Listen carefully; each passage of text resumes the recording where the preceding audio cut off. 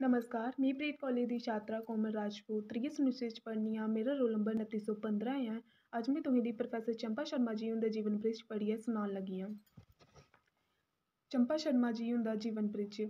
डोगरी भाशा ते साहित्य दे विकास च योगदान देने आह्ले साधक च प्रोफैसर चंपा शर्मा हुंदा इक टकोह्दा थाह्र ऐ। जन्म प्रोफैसर चंपा शर्मा हुंदा जन्म 9 जून 1941 ईस्वी च जिला सांबा दे ग्रांऽ डगहोर च इक मध्यवर्ग परिवार च होआ। इं'दे पिता जी दा नांऽ पंडित दीवान चंद हा। शिक्षा प्रोफैसर चंपा शर्मा हुंदी स्कूली शिक्षा थमां लेइयै MA ते फ्ही PhD दी शिक्षा जम्मू शैह्र च गै होई। नौकरी पेशा इ'नें अपने व्यवसायिक जीवन दी शुरुआत रिपब्लिक अकैडमी थमां कीती। इसदे बाद ओह् गौरमेंट कालेज गांधीनगर च संस्कृत दियां लेक्चरर रेहियां।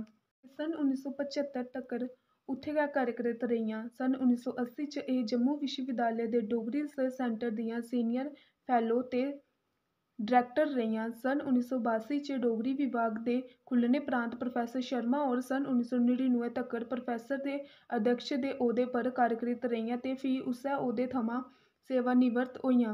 कृतित्व प्रोफैसर चंपा शर्मा हुंदा लेखन कला दी शुरुआत सन 1957 च होई। इं'दी पैह्ली कविता पुकार सन 1959 टू 1960 च गौरमेंट वुमन कालेज दी पत्रिका दीर्घत च छपी। डोगरी भाशा ते साहित्य दे खेतर च इं'दे योगदान दा ब्यौरा इस चाल्ली ऐ। डोगरी काव्य चर्चा आलोचनात्मक लेख 1969। इक झांक डोगरी लेख संग्रैह् 1976। डुग्गर धरती गीत कविता ते गज़लें दा संग्रैह् 1979। डुग्गर दा लोक जीवन लेख संग्रैह् 1983। अनुवाद विज्ञान सह लेखक 1985। गूढ़े धुंधले चेहरे रेख चित्र 1988। काव्यशास्त्र ते डोगरी काव्य समीक्षा आलोचना 1988। जे जींदे जी स्वर्ग दिक्खना गीत संग्रैह् 1991। साख सुनना प्रति पित्तल क्हानी संग्रैह् 1986। निहालपन गज़ल संग्रैह् 2001। चेते दी डगेल कविता संग्रैह् 2004 साहित्य अकादमी पासेआ पुरस्कार। हीरना डोगरी च मुखे ते दोहे 2007। ठाकुर रघुनाथ सिंह समयाल मोनोग्राफी जम्मू दे प्रमुख त्योहार हिंदी रचना। प्रोफैसर चंपा शर्मा हुंदा डोगरी क्हानी गी योगदान डोगरी क्हानी साहित्य दे खेतर च प्रोफैसर चंपा शर्मा हुंदा साख सुनना प्रति पित्तल क्हानी संग्रैह् इक विशेश थाह्र रखदा ऐ। इस संग्रैह् च कुल 23 क्हानियां न जिं'दे च नारी पात्रें दे कन्नै कन्नै पुरश पात्र दे चित्तर गी बी सजीवता कन्नै चित्रित कीता गेदा ऐ।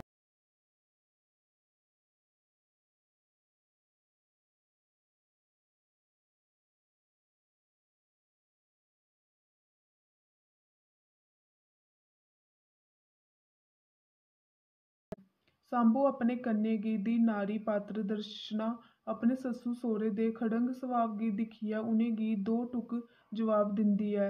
इ'यां गै जातर क्हानी दी नायका इक हद्द तक्कर ते सब किश बर्दाश्त करदी ऐ पर इत्थै उ'नें अपने हक्क दी दित्ती ऐ।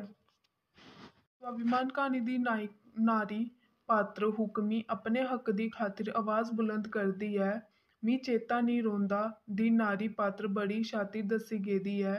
एह् नेही ओह् क्हानी च इक सक्की भैनू पासेआ दूई गी धोखा देने दा वर्णन होए दा मिलदा ऐ।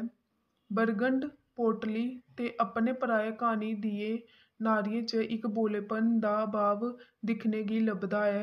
समाज च कम्मकाजी नारियें गी दरपेश औने आह्लियें समस्याएं दा वर्णन बी लेखिका ने साख सुनना प्रति पित्तल चौथी चिट्ठी ओह् अवाज ही ते खौरे हत्थ कुंगले पैर क्हानियें च कीते दा ऐ। नारी चित्तरें दे इलावा स्कोर गडीरना संदोख खीरी मुख ते कंबल क्हानियें दे पुरश पात्र चित्तर बी बड़े स्वाभाविक बझोंदे न।